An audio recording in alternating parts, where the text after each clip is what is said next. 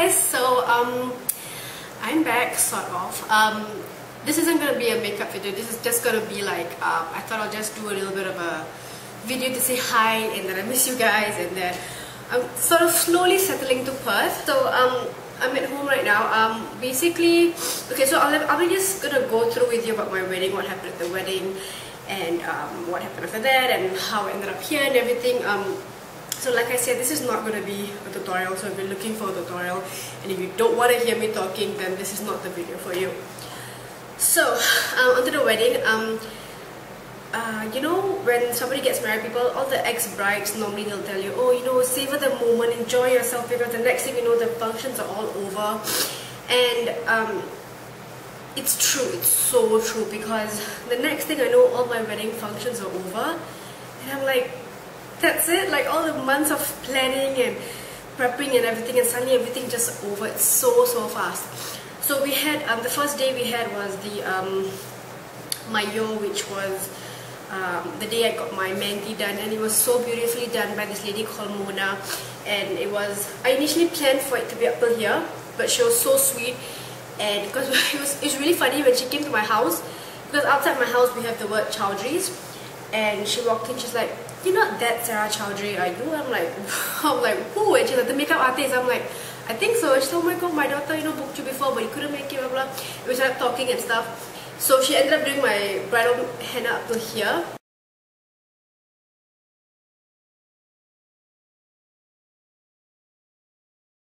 Which was really amazing because it took a lot of time. And it was so intricate, it was so beautiful. And my henna paste, my henna cones were given to me as a wedding gift by one of my really good friends, Malini, who I must say is an amazing makeup artist, henna artist, hairstylist. She does sari tying, everything. So if you're in Singapore, you need a makeup artist, please get Malini.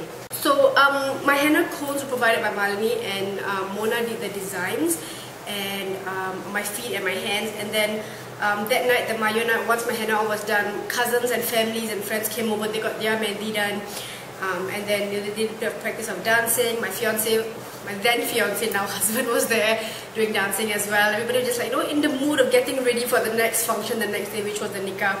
So the next morning, I couldn't sleep, right? I was awake at like, I think 5 o'clock in the morning, and I was getting ready for my nikah, which is my solemnization, which you officially become man and wife in Islamic law. So yeah, so I had my, of course I did my makeup for all my functions, and then my hair was done by Hana, which I think she did a really amazing job with all 3 functions, so thank you so much, Hana. I'm going to put everything down below, all the links to people who have helped me and contributed somewhere or the other for the Mehndi, for the wedding, or any what do I say, any services rendered, whether it was paid for, whether it was sponsored, anything. I'm going to list it down below, so if any of you are looking for, you know, all this for planning your own wedding, you can probably, this is coming handy for some of you. So on my nikah day, I wore this really gorgeous suit that my mother-in-law sent from Pakistan. It was a very, like a lime, not lime green, like a, what color is it? I've got my photos behind me. It was it's sort of a, I wouldn't say lime green, it was a pistachio green, I think, with a red trimming, and it was like a long, like a gown with churidar pants below. And because I'm short, obviously the length of it reached below the ankles, so I was like, it looked like a gown in the end. So I did, for that day, I decided to do like smoky eye, not so smoky eyes, but softer neutral tones.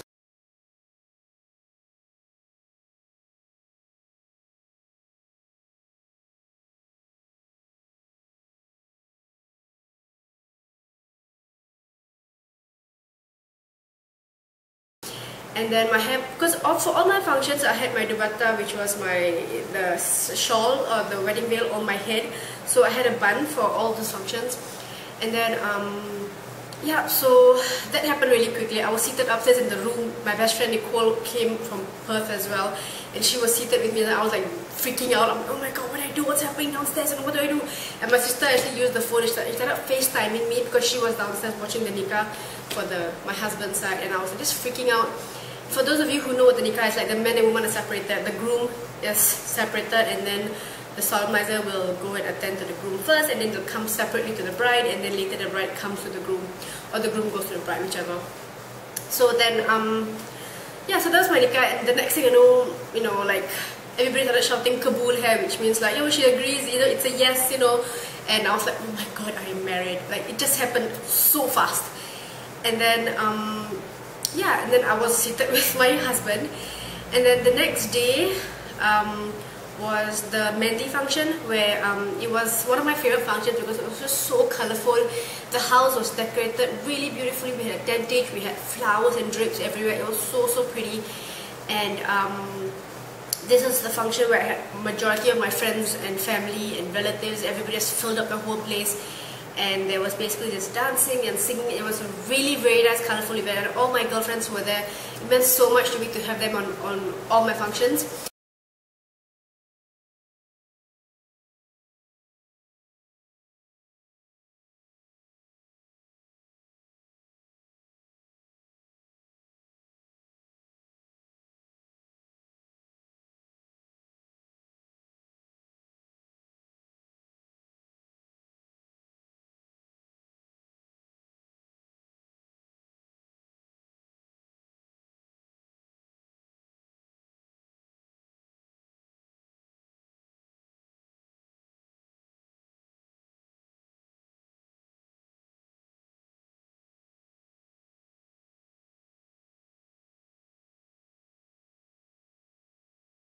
And then, let's see what happened after. The next day was the dinner function, the hotel function, which we call the Barat. And then, so for that day I wore my red lehenga, and my suits were all, we managed to get them all from Pakistan because I didn't really like the variety available in Singapore. It wasn't as much of a Pakistani style as I wanted it to be. So, yeah, so we got them from Pakistan, and my bridal lehenga, which is, for those of you who know Indian or Pakistani traditions, for your lehenga, it's basically a skirt. And I have not worn a skirt since I was maybe 16. So that was way long time ago. Not going to calculate for you, but it was a long time ago. So I was really nervous because I didn't know if I was going to be able to walk properly without kicking or tripping or anything. I was so freaked out. So I made sure my high heels are not that high also. But I was just so nervous because I hadn't worn a skirt in like ages.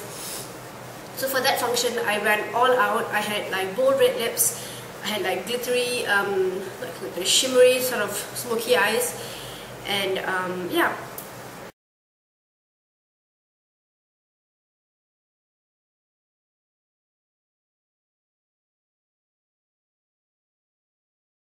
And then, so we had the walk-in, and then it was the most nerve-wracking but the most exciting moment of my life, where I get to actually, for the first time, I walk into a room with my husband as man and wife, and friends and family were cheering, friends were throwing flower petals on me and stuff. It was a very exciting, that short, what, 2 minutes or less I think, and then yeah, and then we had speeches. My best friend, she gave a really sweet speech. My sister gave a speech, and both of them made me tear up. And then there were other programs and stuff, and then after dinner, people started taking photos and all. And it's really funny when people say you have to keep a fake smile on your face, but the fact of the matter is you're just so happy. Even though you have to smile for 3 hours straight, you're just so happy.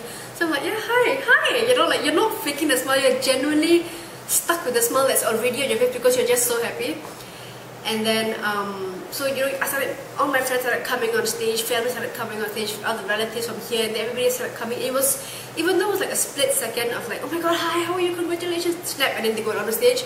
It was just good to see everyone, it meant so much to see people there.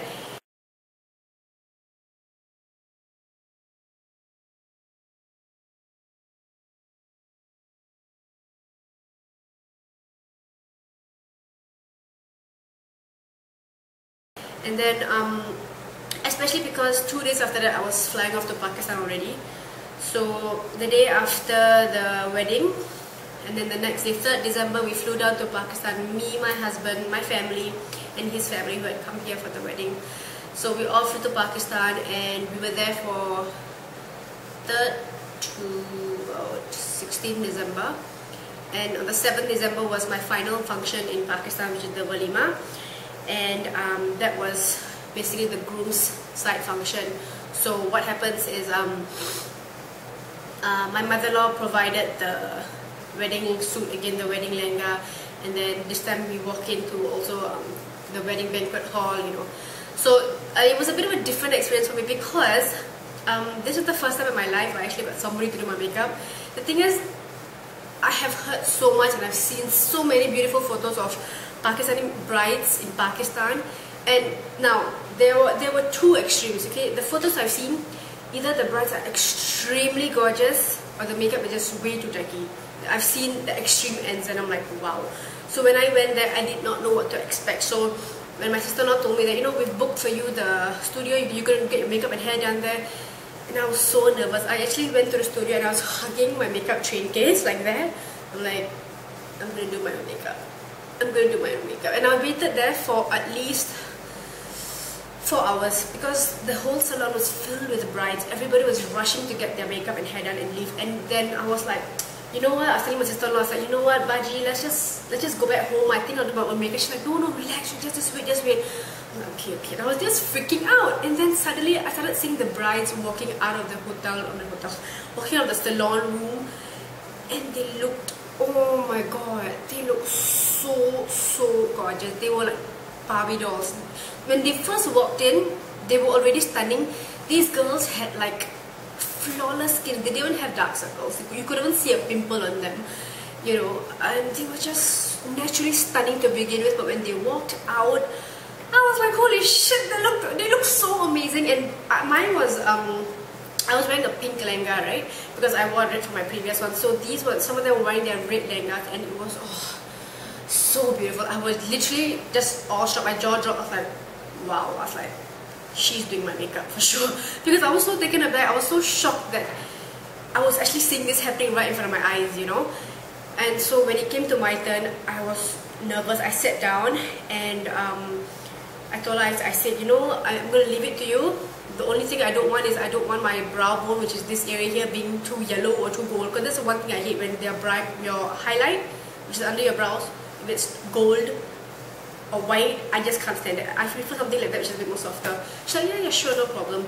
So I just, you know, she makes you lay back down in the chair, and she does the makeup, and I just kept my eyes shut the whole time because I didn't want to see the, you know, mid-process. I wanted to see the whole completed look. The same way whenever I have my own brides in Singapore, I don't like them to see me doing the work halfway through. I prefer like, okay, let me finish everything, then you see the look. Because if you're going to see it halfway through, you're not going to like what you see, because foundation's not done and, you know, makeup not totally complete.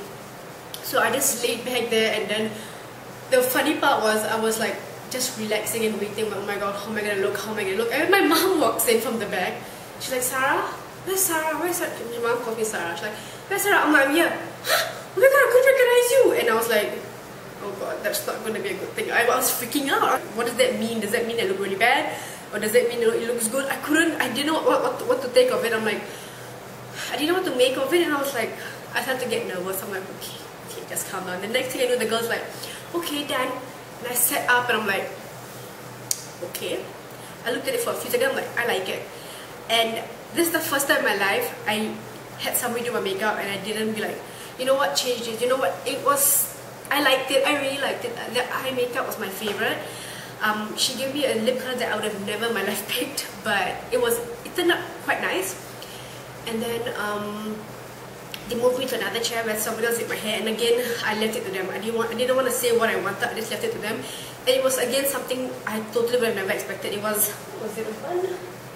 Yeah, it was like a bun, and then you had this whole bunch of curls at one side, and then a huge amount of flowers here, and then, you know, they put on the head veil and the dupatta, and they pinned everything in place for me and everything, and I'm like, oh my god, like I actually enjoyed the process. I actually liked the whole look. It was my first time getting somebody else to do my makeup, and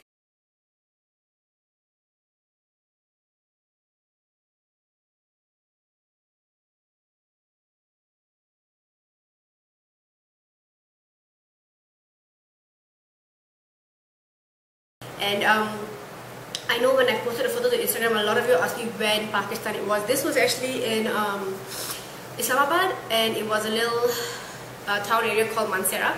So if you guys know where that is and if you still want me to let me know if you want me to let you know where the studio is, I'll try and get the address for you. So that was that, and yeah, so the whole wedding experience was just really very fast. Everything happened really quickly, but it was just a very, very beautiful experience. And then shortly after that, on the 7th of December was the function, right? On the 11th, my family left Pakistan to go back to Singapore, and I continued to stay on alone with my husband and his family. So that was the official first time where I was leaving my family. They call the Bridal, right? I was officially leaving my family, and the minute we were leaving already on the way, all of us were in tears. Mom was crying. Mom was like, "No, take care of yourself, listen to your husband, be a good wife, you know, make sure you don't forget to pray, blah blah blah, everything and all." And I'm like, "Okay, yeah, I'm good." And then when we reached the airport, you know, it was time for them to go in. We couldn't really go in, so we had to say goodbye outside. And then the minute we hugged, that's it. I was crying. I broke down crying. I hugged my sister. I started crying. I hugged my sister-in-law, and I was like, "Take care of everyone at home." I hugged my younger brother. He gave me a little kiss on the cheek. I hugged my elder brother, you know, and he was like, "Don't cry." Hugged my mom, hugged my dad, and everybody's like, "No, take care of yourself, don't cry." It was really emotional, but it was also really beautiful also, because part of me felt like, okay, this is it. I'm officially married and leaving my family, you know, being with my in-laws and my husband and that. And yeah, so then after that we went back to my husband's place, and everybody's like, "Are you okay?" I'm like, "I'm actually quite okay." I think I wasn't crying for a long period of time because I don't know, I kind of felt that maybe I knew I was going to be in good hands. And I trusted this man that I married. I trusted his family. I felt like, you know, God obviously approved of this whole thing, so I kind of felt that I was going to be in good hands, so I wasn't really that emotional. And then yeah, so then after that we came to Perth on the 17th or 18th, I think, of December, and I've been here ever since. Life's been very different here, very, very different. My priorities have changed. Previously when I was in Singapore, I was constantly working, you know, morning to night, rushing all over the place, and if I was at home and I was bored, all I had to do was book a cab and get out of the house and go shopping or whatever. But you know, things are different now. My priorities have changed. It's not so much of something I'm forced into doing, but rather something that I want to do. Like my husband he's never been the sort to force me and say, "Okay, you do this, I want you to do that." You know, he's always like, you know, go and do as you please, whatever makes you happy, you know. He doesn't stop me from doing what I want to do. Like if I say, "Okay, I'm going to go out with my friends," he's like, "Yeah, sure, you know, let me know where you are." So, you know, just the normal stuff. I feel very comfortable. But the thing about Perth is you can't just take a taxi like in Singapore. Singapore taxi is rather affordable, but in Perth, it's probably cost like twice to 3 times as much, so I can't take taxis out. So at the moment, I don't have my driver's license yet, so my friends normally come and pick me up. If not, if I'm at home most of the time, I'm actually cooking and cleaning most of the time. And cooking because I do enjoy it. I never used to cook as much as I am now.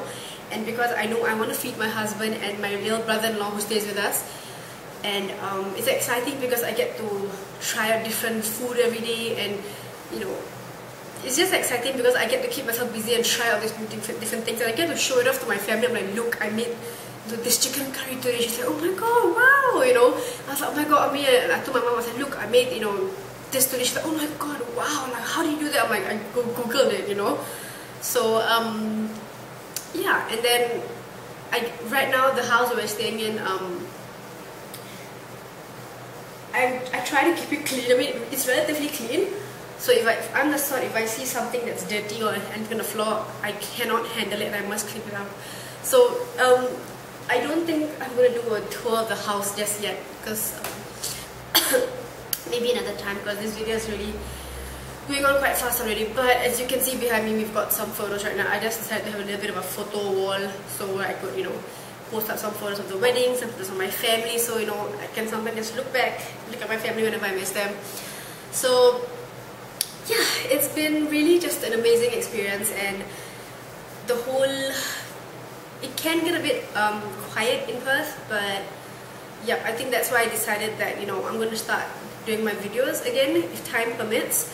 So husband normally is gone to work from day to evening, so I figured the lighting is perfect. I'm right in front of a huge window. I've got a white wall, I don't need to worry about a backdrop. And yeah, if my brother-in-law's gone to work or gone to school, I have the whole house to myself and I have nothing else to do. Once I'm done cooking and cleaning, I could probably do a video. So I'm gonna try and do that. No promises, but I will definitely try. And also I miss playing with my makeup, right? So definitely gonna try and do videos soon. So anyway, I hope you guys enjoyed this video, and I really miss you guys, and I hope to start doing my videos again. Thanks so much for watching, and hi and bye from Perth.